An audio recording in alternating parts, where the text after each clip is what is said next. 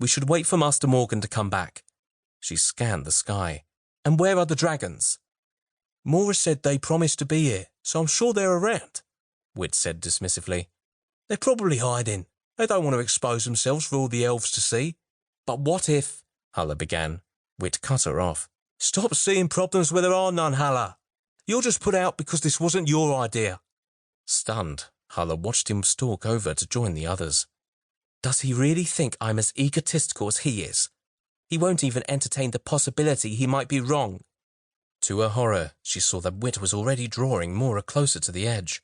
Ready? He said. Mora gave a small nod. I'm ready. Her heart in her throat, Hulla bolted toward them. Mora, wait! But it was too late. Mora spread her arms wide, the webbed silk billowing around her, and dropped from sight. Hulla raced to the ledge to see Mora plummeting toward the ground. The thermals, the wings, they were doing nothing. Leaf cried out in alarm, and Hulla tasted blood from where she'd bitten her lip to keep from doing the same.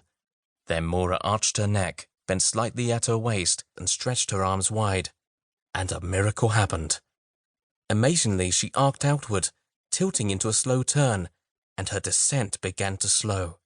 She seemed to hang for a moment in mid-air, riding the current, and then she was lifting and gliding in a spiral away from the mountain's face.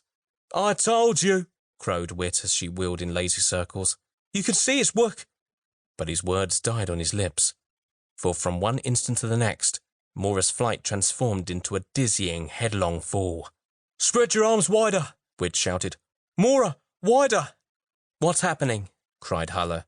Why is she falling so fast? Wit's face was the colour of parchment. She must have moved her arms too quickly, or she's lost the thermal. Do something! Hulla screamed. Help her! Mora was now tumbling head over heels, whirling in eerie silence toward the lake below, and there was no sign of the dragons. Hulla grabbed Wit's tunic and heard it rip. Use your magic! Oh, merciful God, save her! But it was Leaf who heeded her plea. Without a word, he stepped off the ledge and dropped after Mora like a stone. Hulla wheeled on her cousin. You killed them! Wit stared after Leaf, his mouth slack. Why did he? When he saw that she was falling. He turned his ashen face to Hulla. Why? Tears streaked Hulla's face as she raised her fists and beat them against his chest. You!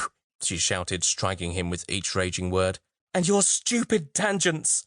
If you're such a master of magic, why couldn't you save them? You murderer!